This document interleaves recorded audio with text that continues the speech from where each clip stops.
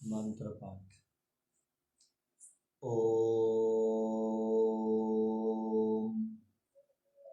सहना भवतु सहनौ भुनक्तु सह वीर्यं करवावहै तेजस्विनावधीतमस्तु मा विद्विषावहै। ओम शांति शांति शांति।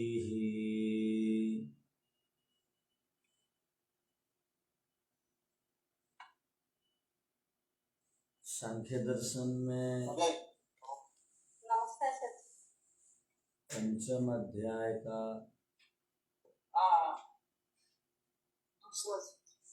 प्रथम सूत्र के उपरांत अब द्वितीय सूत्र को पढ़ लेने के बाद तीसरे सूत्र को पढ़ेंगे। उससे पहले दूसरे सूत्र का सूत्रार्थ लिखेंगे। हमारा जो प्रकरण चल रहा है मंगलाचरण का, मंगलाचरण का अर्थ है यम नियम का जीवन में, व्यवहार में, पालन में लाना, अर्थात यम नियम को व्यवहार में, धरातल में उतारना। इसका अर्थ है मंगलाचरण। और मंगलाचरण शिष्टों का आचरण था और उसका फल प्रत्यक्ष दिखाई देता है और उससे संबंधित शास्त्रों में, वेदों में निर्देश है। यहाँ श्रुति शब्द है। श्रुति का अर्थ आप चारों वेदों बोलेंगे और साथ में स्मृति के भी यहाँ पर प्रमाण है। अतः हम लोग स्मृति का अर्थ उपनिषद आदि वचन लेंगे। तो श्रुति और स्मृति में प्रमाण देखने में आने से, प्रत्यक्ष फल मिलने से, शिष्टों का आचरण होने से हमको मंगलाचरण करना चाहिए। तो अब बार बार इसलिए बोल रहे हैं कि मंगलाचरण का मतलब लोग तत्काल और कुछ अर्थ निकालते हैं। तो मंगलाचरण का क्या अर्थ निकालेंगे हम एक शब्द में? महाव्रतों का पालन करना। हाँ, ठीक। महाव्रतों का अनुष्ठान करने को मंगलाचरण कहते हैं। ठीक है। अब वो माता जी बोली कि अष्टांग योग, किंतु जो महाव्रतों का अनुष्ठाता है वो अपने आप अष्टांग योग का भी अनुष्ठाता बन जाएगा। तो इसलिए महर्षि मनु कहते हैं यमान सेवेत सततम न नियमान केवलान बुधा। यम का सेवन करना चाहिए, केवल नियम के चक्कर में नहीं पड़े रहना चाहिए। लोग जो सरल है उसके पीछे दौड़ते हैं, यानी बिना तप किए सरलता से बड़े फल की इच्छा रखते हैं। किंतु छोटा कर्म करेंगे तो छोटा फल मिलेगा और बहुत अपेक्षा करके तप करेंगे तो बड़ा फल मिलेगा। तो यम सबसे बड़ा है।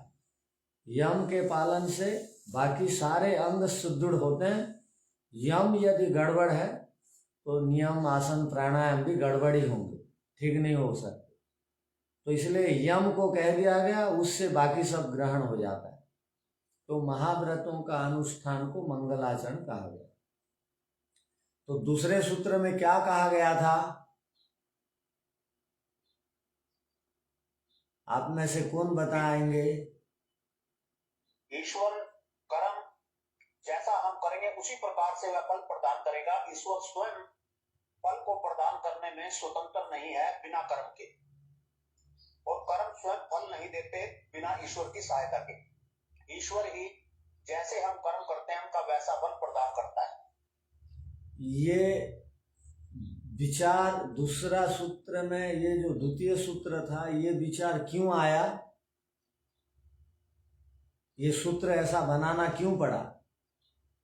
क्योंकि पूर्व पक्षी कह रहा था कि ईश्वर स्वतंत्र है और जो वह जैसे चाहे वैसे किसी को पद दे सकता है, मुक्ति दे सकता है। तो ये पहले सूत्र से संबंधित था पूर्व पक्षी का वचन। पहले वाले सूत्र में जो 3 हेतु वहां दिए गए हैं, तीनों में से पूर्व पक्षी ने कहा 2 हेतु तो ठीक है, मंगलाचरण करना चाहिए, शिष्टों का आचार है, श्रुतियों में विधान है, ठीक है, किंतु फल मंगलाचरण करने से उत्तम मिलता है, इसको हम नहीं मानते, क्योंकि फल तो ईश्वर की मर्जी से मिलता है। मंगलाचरण से ईश्वर फल देगा, इसको हम नहीं मान सकते। बहुत सारे लोग बोलते हैं कुछ भी करो चलेगा, ईश्वर का नाम ले लो, बड़े बड़े यागों को करा लो, जो पाप कर्म है कट जाएगा। किंतु यहां निषेध किया गया, नहीं, फल ऐसा ही नहीं देंगे ईश्वर।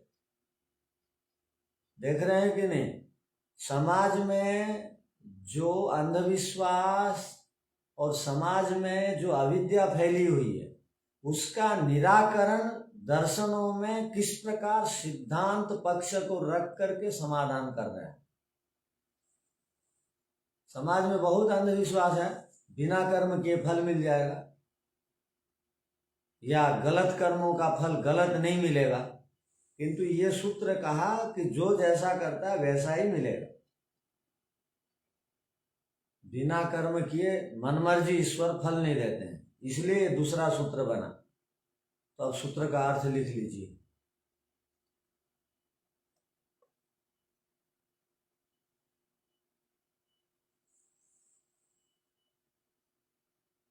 पूर्व पक्षी कहता है कि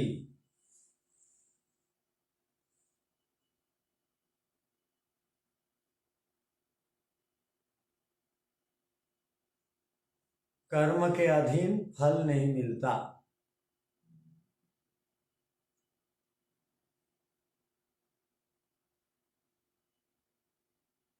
बल्कि फल तो ईश्वर के अधीन है।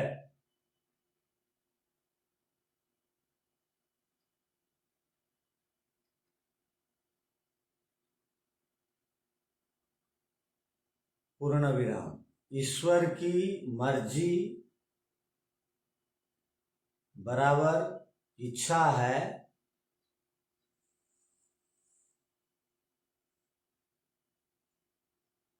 वह जिसको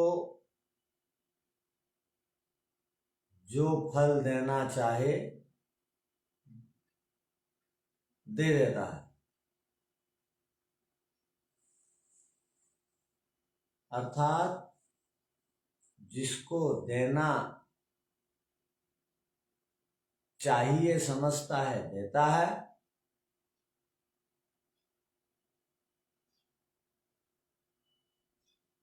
जिसको नहीं देना चाहिए समझता है नहीं देता है।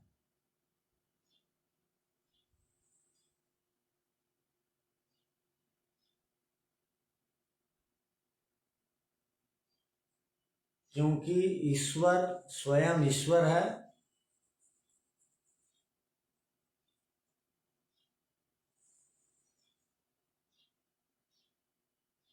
वह सर्वज्ञ है और सर्वशक्तिमान है।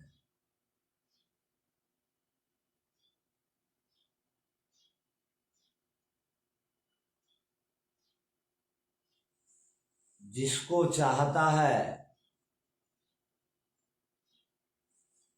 उसको ज्ञान वाला बना देता है,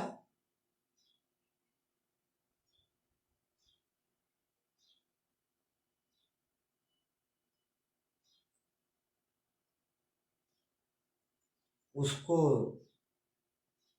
ब्राह्मण बना देता है, ऋषि बना देता है और मेधावी बना देता है।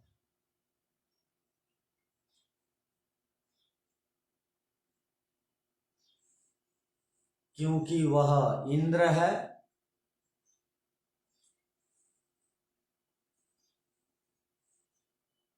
संपूर्ण संसार का राजा है,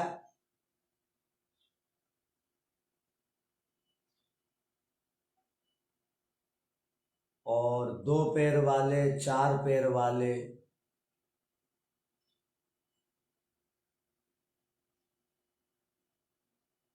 अर्थात प्राणी मात्र का वह कल्याण करता है।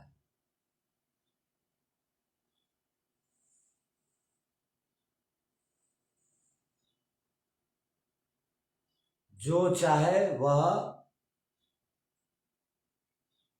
वो कर सकता है, क्योंकि राजा है।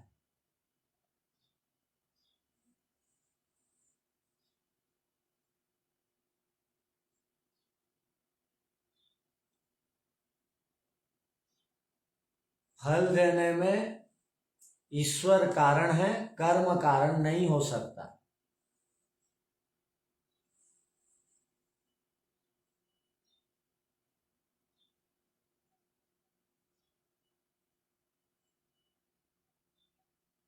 अर्थात ईश्वर कारण है, कर्म कारण नहीं हो सकता।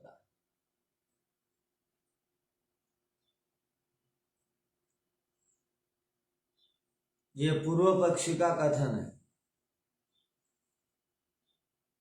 अर्थात कर्म फल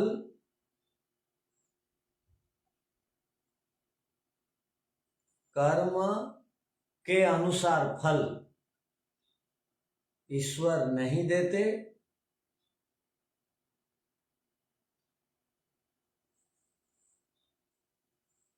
बल्कि ईश्वर अपनी मर्जी से फल देते हैं।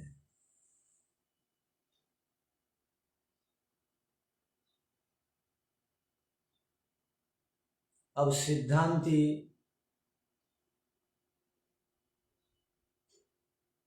उत्तर देते हुए कहता है कि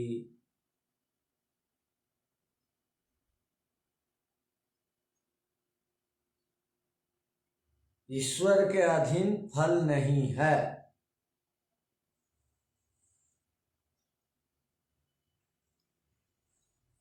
कर्म के अधीन फल होता है।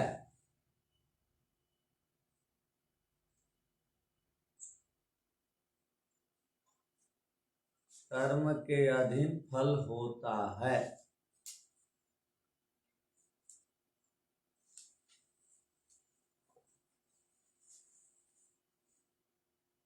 अर्थात ईश्वर के अधिष्ठान में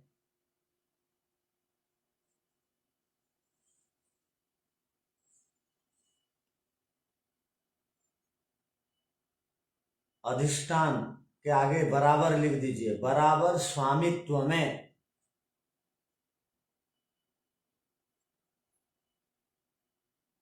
बराबर अध्यक्षता में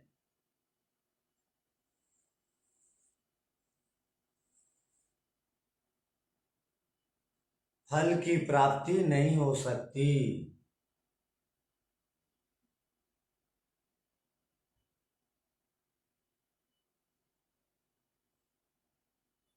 कर्म से ही फल की प्राप्ति होती है।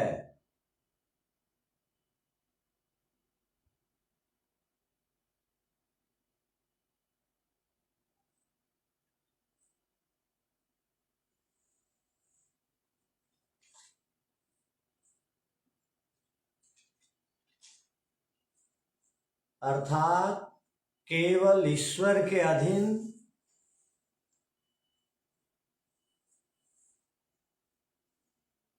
फलों की प्राप्ति नहीं होती,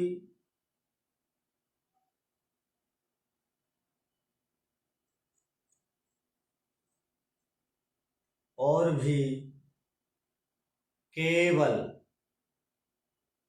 कर्म के अधीन भी फल नहीं,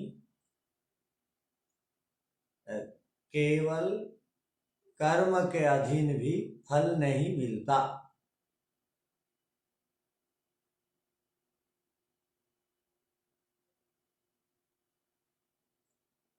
बल्कि जब दोनों जुड़ जाते हैं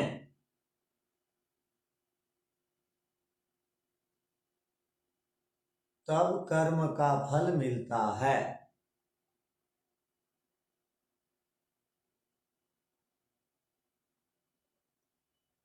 अर्थात जीवात्माओं के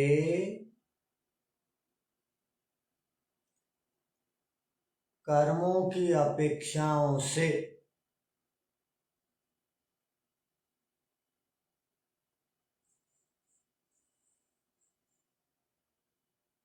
ईश्वर के अधीन फल मिलता है।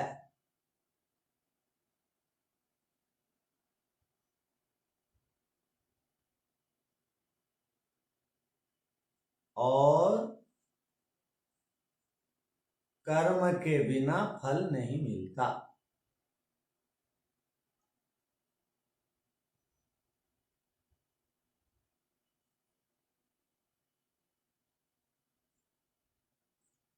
तो ये सूत्र का अर्थ था।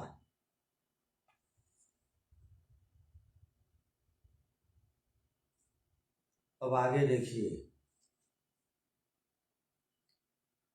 पूर्व पक्षत्वेन उच्यते। अब पूर्व पक्षी कोई सिद्धांत को यदि ठीक ठीक समझना है तो वहां पर प्रश्नोत्तर कर देने से ठीक समझ में आ जाता है। तो यहाँ पर दोबारा एक प्रश्न है, प्रश्न माने पूर्व पक्षी, उसका समाधान भी मिलेगा। अब हमको ये क्या कहना चाह रहे हैं देखिए, पूर्व पक्षी कह रहा है कि कर्म के बिना भी केवल परमात्मा उपकार करने में, फल देने में समर्थ है। अर्थात बिना कर्म किए भी जीवात्माओं को ईश्वर फल दे सकता है। आप इसमें विरोध नहीं कर सकते, आप निषेध नहीं कर सकते इसको। कैसे? स्व उपकारात अधिष्ठानम लोकवत। लोकवत, लोक में, लोक कहते हैं समाज को, मनुष्यों को, मनुष्य को, संसार को लोक कहा जाता है, क्योंकि ये सारे दिखाई देते हैं। जो दिखाई देता है उसका नाम लोक है। तो संस्कृत में लोक माने मनुष्य, लोक माने संस्कार, संसार। तो संसार में दिखाई देता है, एक माता पिता होते हैं, ये लोक हैं। ये बच्चे कर्म करें ना करें, इनको फल देते रहते हैं, हाँ या नहीं?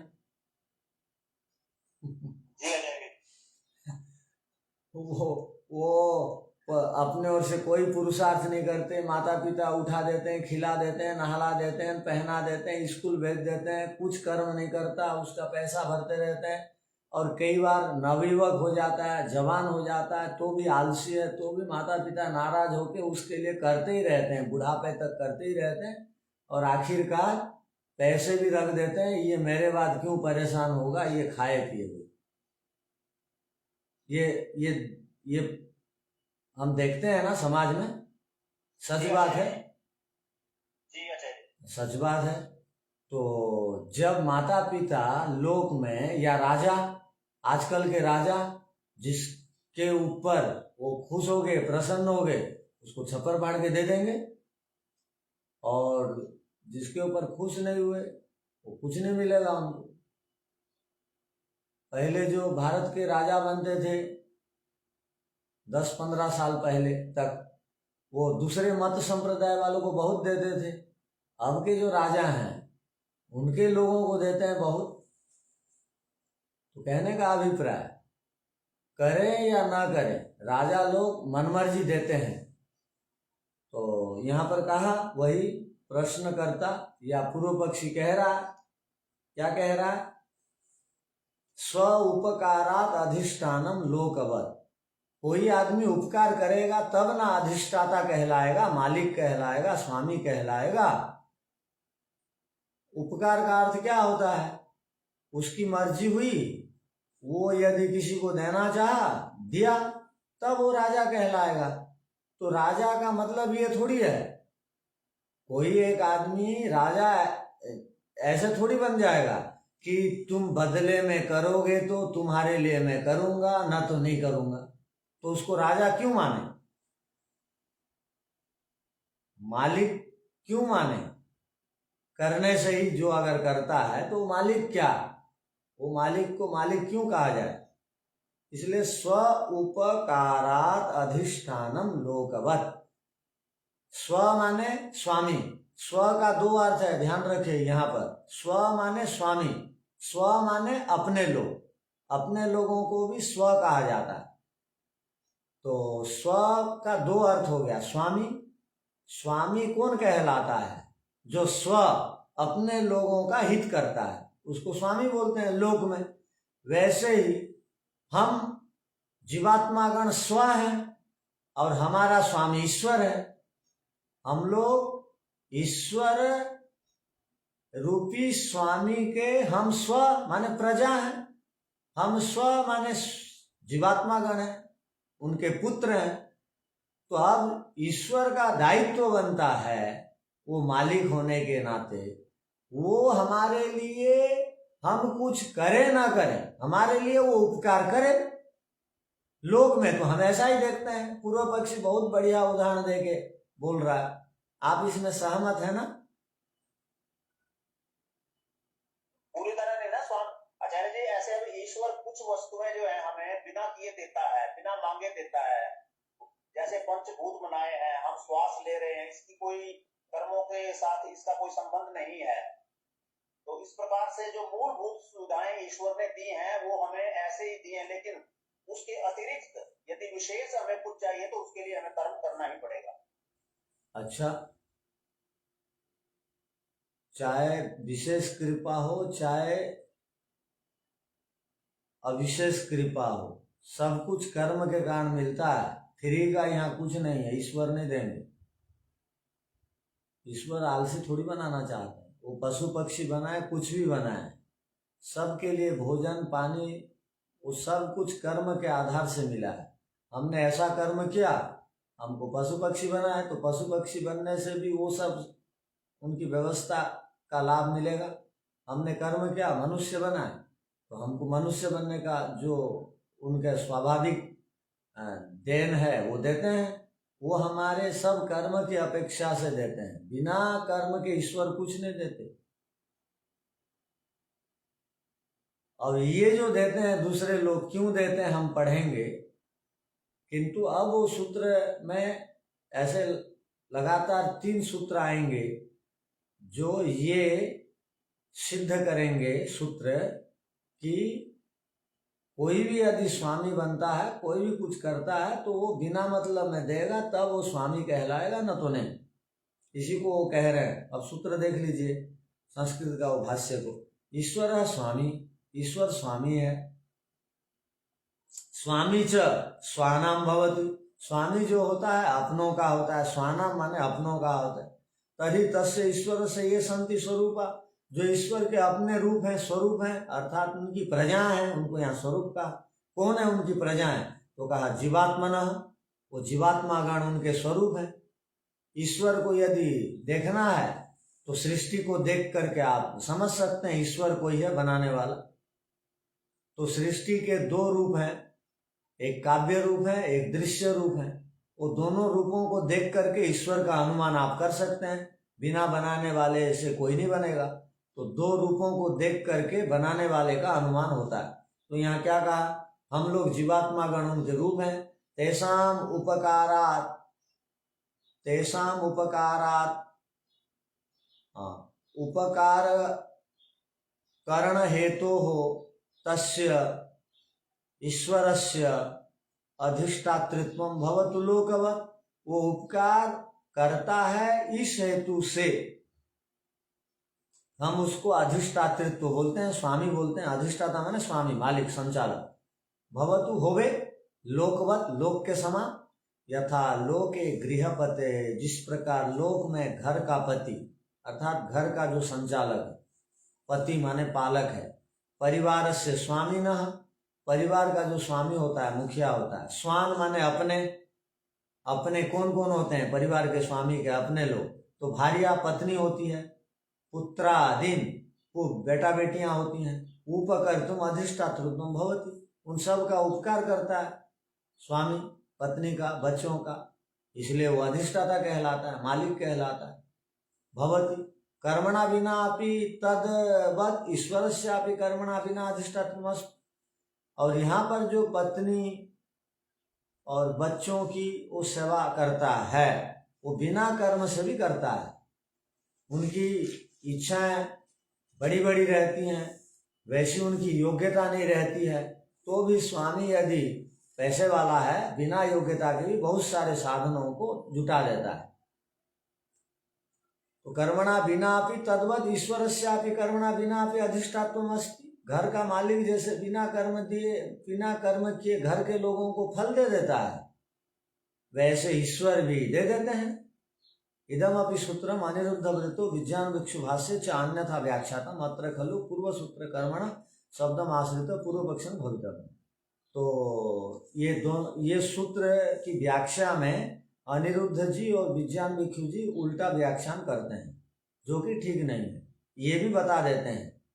क्योंकि आप जब और इच्छा होगी सब भाष्यों को देखने की, तो इस भाष्य को देखते हैं उन्होंने क्या लिखा है, जब देखेंगे तो आपको ये सूत्र का अर्थ में वो विपरीत अर्थ दिखाई देगा। इसलिए ये संकेत कर दिए कि वो दोनों जो भाष्यकार हैं वो इस सूत्र का अर्थ को इस प्रकार नहीं किए हैं जो प्रसंग के अनुसार, सिद्धांत के अनुसार होना चाहिए, वो ठीक नहीं है। तो ये पूर्व पक्ष का उत्तर है, पूर्व पक्ष की ओर से कथन है। उत्तर भी कह सकते हैं, वो सिद्धांति को बोलता है आप जो कह रहे हो ठीक नहीं है, ऐसा होना चाहिए, लोक में ऐसा दिखाई देता है। अब सूत्र का अर्थ लिख लीजिए।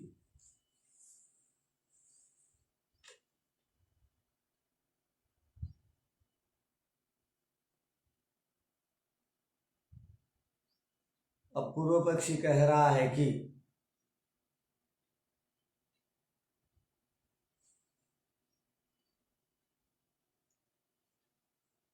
कर्म के बिना भी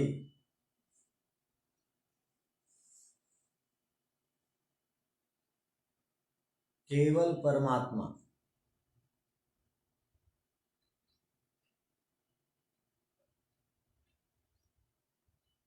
उपकार करता है,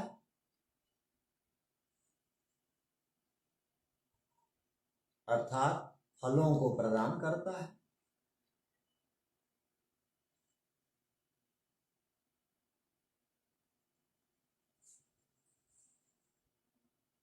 सिद्धांति का कहना था कि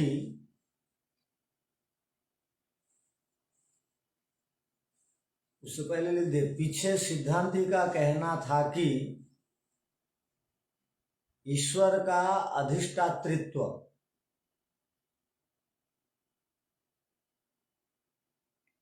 कर्म सापेक्ष है।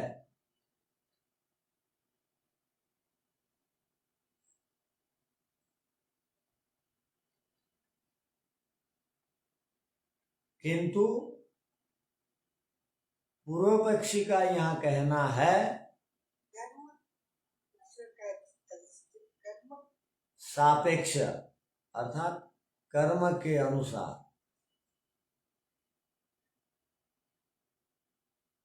किंतु पूर्व पक्षी का कहना है कि ईश्वर का अधिष्ठातृत्व कर्म निरपेक्ष है।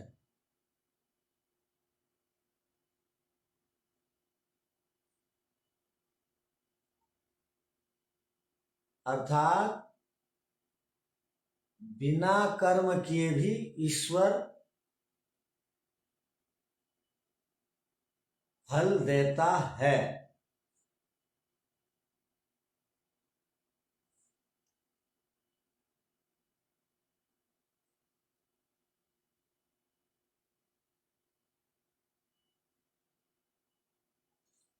जैसे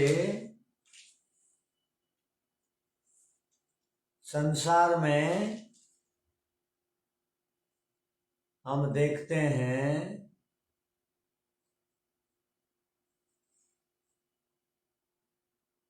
जो गृहपति या राजा होते हैं वे अपने लोगों का उपकार या अपने लोगों को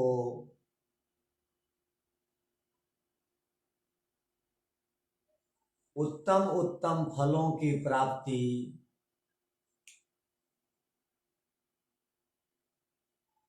बिना कर्म के भी करते हैं, करवाते हैं।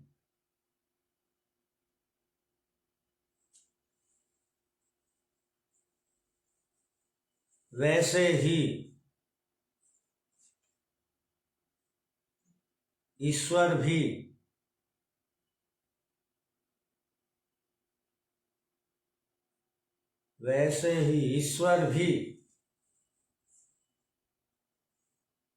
राजा होने से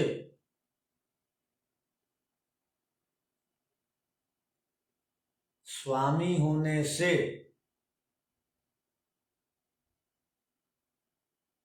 उनके अपने लोग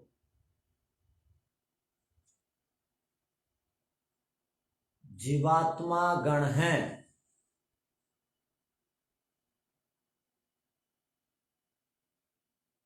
उन जीवात्माओं का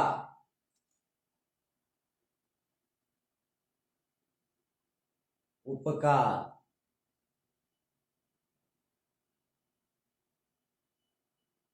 बिना कर्म किए भी करते रहते हैं।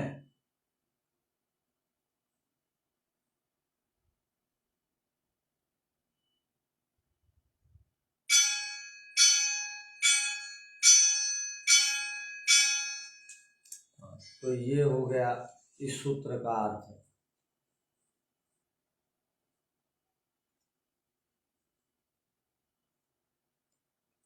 अब जब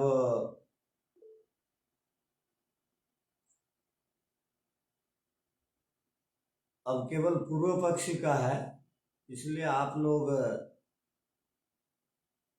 इसको सिद्धांत पक्ष मत ले लीजिए। समाज में बहुत प्रकार के विचार चलते हैं और बहुत प्रकार की बातें आपको सुनने को मिलेंगी। तो ये जो पूर्व पक्षी की जो बात है वो अपना सिद्धांत नहीं है। अपना सिद्धांत तो पहले बता दिया गया था, बिना कर्म के फल नहीं मिलता। आपको कुछ पूछना है क्या?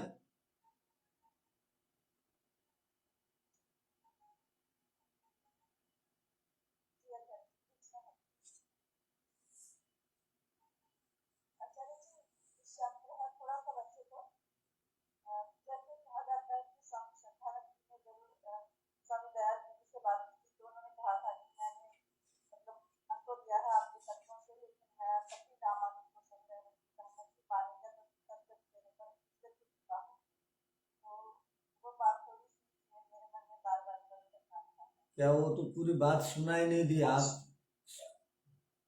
आपकी बात मैं नहीं समझ पाया। या वो जागृति बहन क्या वो बोल रही हैं? नीतू उनकी आवाज है ना स्पष्ट नहीं आई है, पूछ रही थी। नीतू जी हाँ, आप दोबारा कर दीजिए। मैं बताऊं क्या बोल रहे हैं? नाम कर दीजिए। धन्यवाद। ठीक है, वो नरेश जी की आवाज बहुत काफी है, वो बोल दीजिए नरेश जी। हाँ, उन्होंने सुना हो तो बोल सकते हैं। उनका आशय ये था, जब प्रथम बार स्वामी सदानंद जी महर्षि दयानंद जी से मिले बरेली के अंदर, तो उन्होंने बहुत से प्रश्न महर्षि से किए थे और उन्होंने उनके सभी उत्तर दे दिए थे।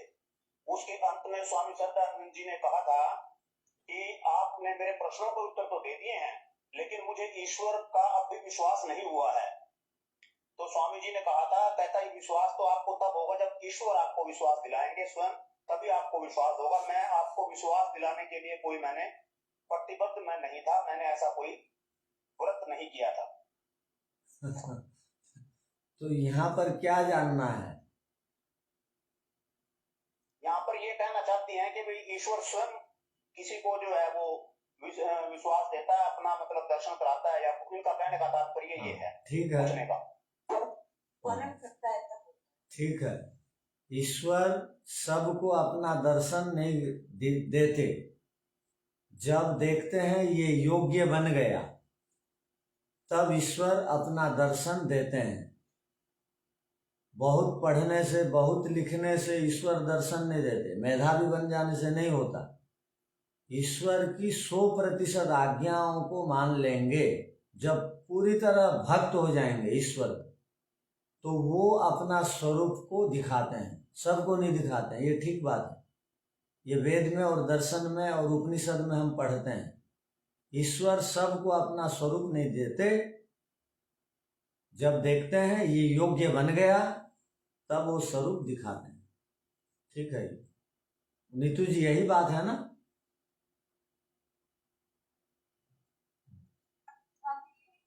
ठीक है, तो आप पूरी तरह अब ईश्वर की आज्ञा मानिए, ईश्वर आपको अपना स्वरूप दिखाएंगे। तो जो भी ईश्वर की आज्ञा मानेगा उसको ईश्वर स्वरूप दिखाते हैं। तो अब देखिए, तत्रैव पूर्व पक्षे पुनरुच्यते। पूर्व पक्षी ने दोबारा एक प्रश्न यहाँ पर उपस्थित करता है, प्रश्न खड़ा कर देता है, अर्थात सिद्धांत के पक्ष को खंडन करने के लिए इतरथा एक शब्द है सूत्र में, देखिए इतरथा का अर्थ क्या है? यदि ऐसा ना माना जाए, कैसा ना माना जाए कि ईश्वर अपने लोगों का उपकार करते हैं, ऐसा ना माना जाए तो ईश्वर सभी जीवात्माओं का बिना कर्म के भी फल देते हैं, उपकार करते हैं। यदि इस सिद्धांत को आप नहीं मानेंगे, वो जोर दे के पूर्व पक्षी कह रहा है सिद्धांत को, यदि आपने मेरे पिछले कथन को नहीं माना कि बिना कर्म किए भी ईश्वर फल देते हैं, आप यदि नहीं मानोगे तो क्या समस्या होगी? देखिए, लौकिक ईश्वर वत, लोक में जैसे स्वामी बनते हैं वो स्वार्थी होते हैं। जो भी लोक में स्वामी होता है, मालिक होता है, वो कर्मचारियों को पैसा कब देता है? बैठे बैठे देता है? काम करने से देता है। काम के बदले में उनको धन मिला, पारिश्रमिक मिला, वेतन मिला, दक्षिणा मिली, आप कुछ भी कह दीजिए। यदि हम ईश्वर को बिना कर्म के फल ईश्वर नहीं देते हैं, इसको यदि बोलेंगे, मानेंगे, तो ईश्वर में और लौकिक राजाओं को भी ईश्वर कहा जाता है। ईश्वर माने स्वामी। ध्यान रखिए, संस्कृत में ईश्वर का अर्थ है ये कंपनी का मालिक भी, घर का मुखिया भी, और 100 आदमी को दाना पानी देने वाला, सबको ईश्वर बोल सकते हैं। जैसे भगवान हम सब के लिए प्रयोग कर देते हैं, भगवान दयानंद बोलते हैं, इसमें कोई असुविधा नहीं। जिसमें ऐश्वर्य होते हैं, ऐश्वर्य से जो युक्त है, उसको भगवान बोल देते हैं। वैसे जो स्वामी अनेकों का पालक है, अनेकों को देता है सहयोग आदि, काम करने पर रखता है। बहुत आदमी बेरोजगार हैं, आजकल लोगों को रख करके काम देना बहुत बड़ी बात है, तो वो भी ईश्वर है। तो वो ईश्वर बिना काम किए हाजिरी लेगा कंपनी में आने के बाद, उसके बाद महीना होगा, कितने दिन आया देखेगा, उसके अनुसार पैसा देगा, न तो काट देगा, बीच में नहीं आएगा। तो ईश्वर भी यदि कर्म के अनुसार फल देता है, तो ईश्वर के राजा या ईश्वर बनने में और संसार के ईश्वरों में अंतर क्या हुआ? ठीक बात है ना?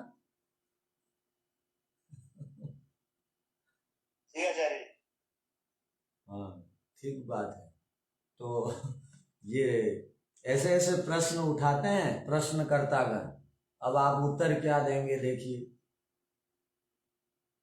प्रश्न ऐसे समाज में आएगा आपको।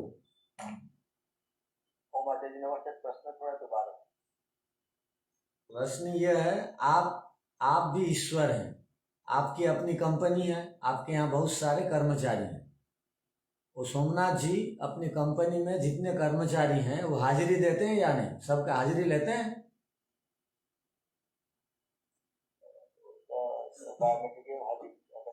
हाँ चलो बायोमेट्रिक है, हाजिरी अपने आप है। तो वेतन देने से पहले वो 30 दिन का सब निकालते देते हैं या आंख बंद करके दे देते हैं पूरे 30 दिनों का?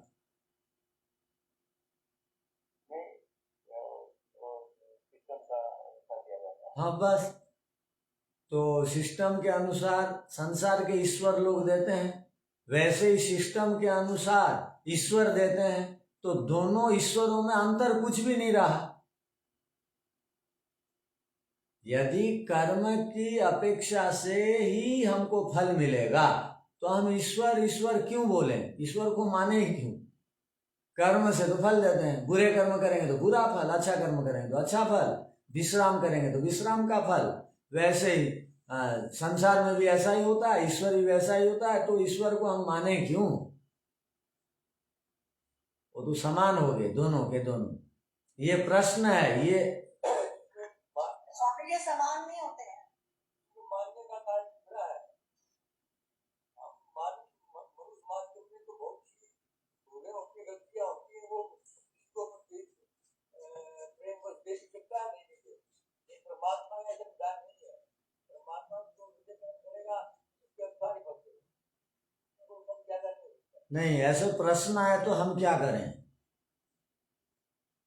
तो ऐसे कह सकते हैं ना कि ईश्वर न्यायकारी है।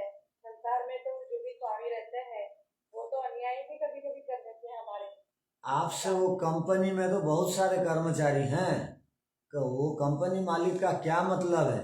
वो केवल यही देखता है कि वो उस दिन आया था कि नहीं, काम ठीक करता है कि नहीं। वो ये नहीं देखता है उसको कम दे दो, इसको अधिक दे दो। वहाँ चतुर्थ श्रेणी कर्मचारी द्वितीय श्रेणी कर्मचारी के अनुसार वेतन मिलेगा सबके लिए। तो वैसे ही ईश्वर भी कर्म के अनुसार फल देते हैं, तो दोनों तो स्वामी हो गए, बराबर के हो गए, ये कहना चाह रहे हैं। तो चलिए, ऐसे प्रश्न आ सकता है, उत्तर आप क्या देंगे? अब आप पढ़िए, उत्तर देना भी आएगा आप लोगों को। तो ये एक आ गया। तो लौकिक ईश्वरवत इतर था, इतर था माने यदि ऐसा ना माना जाए तो, कैसा ना माना जाए तो, कि कर्म निरपेक्ष उपकार न माना जाए तो। ध्यान रखिए, एक कर्म निरपेक्ष होगा, एक कर्म सापेक्ष होगा। ईश्वर कर्म सापेक्ष फल देते हैं, कर्म निरपेक्ष नहीं देते हैं। किंतु पूर्व पक्षी कह रहा कर्म निरपेक्ष फल ईश्वर देते हैं। तो वही पूर्व पक्षी कह रहा है यदि ईश्वर कर्म निरपेक्ष फल नहीं देंगे तो फिर परमात्मा और लौकिक सांसारिक ईश्वर बराबर हो जाएंगे। अन्यथा यदि स ईश्वर स्वान, स्वान माने अपने, भार्य भार्या पुत्रादीन, भार्य और पुत्र आदियों को न उपपूर्वीत, यदि उपकार नहीं करते हैं तरी तो लौकिक ईश्वरवत, लौकिकानाम पदार्थानाम ईश्वर स्वामी, जो लौकिक पदार्थों का ईश्वर है स्वामी, भूमि स्वामी, धन स्वामी, यथा भवति, जैसा होता है धन का स्वामी और भूमि का स्वामी जैसा होता है, तथा स्यात्, वैसे ईश्वर हो जाएंगे। तिष्ठतु तथा भूत ईश्वर, ठीक है, वैसे ईश्वर। कृपणः किम तेन ईश्वर यद्वा किम तस्य ऐश्वर्य, वो तो ईश्वर वो तो कृपण हो गए, लोभी हो गए, उनको ईश्वर कौन कहेगा? वो तो कर्म के अनुसार फल देने वाला है, वो तो बदले में देता है, अपने आप देता नहीं है, बदले में देता, अपने आप देता नहीं है। तो उसमें और ऐश्वर्यता, उसमें और विशेषता, उसमें और विशिष्टता क्या हुई, ये कहना चाह रहे हैं। अर्थात वो भी कर्म की अपेक्षा ही रखता है, तो दोनों में अंतर क्या हुआ? तो ये एक प्रश्न है। तो वैसे ही एक पूर्व पक्षी का और एक भी कथन है जो हम पढ़ेंगे। तो यहाँ सूत्र का अभिप्राय हुआ कि सेवक जिस प्रकार कार्य करने से स्वामी बदले में उसको वेतन के रूप में धन देता है, सहयोग देता है, वैसे ईश्वर के हम सेवक हैं, वो हमारा स्वामी है, वो भी कर्म देख करके यदि फल देता है तो कौन सी बड़ी बात हो गई। वो तो फल सबको मिलता है, वैसे हमको मिल गया, बड़ी बात तो नहीं है। और ईश्वर और संसार के स्वामियों में कोई तो अंतर नहीं हुआ। ये इसको आप विचार करके आइए, इस पर और विचार किया जा सकता। ओम शांति शांति शांति। सबको सादर नमस्ते। नमस्ते आचार्य।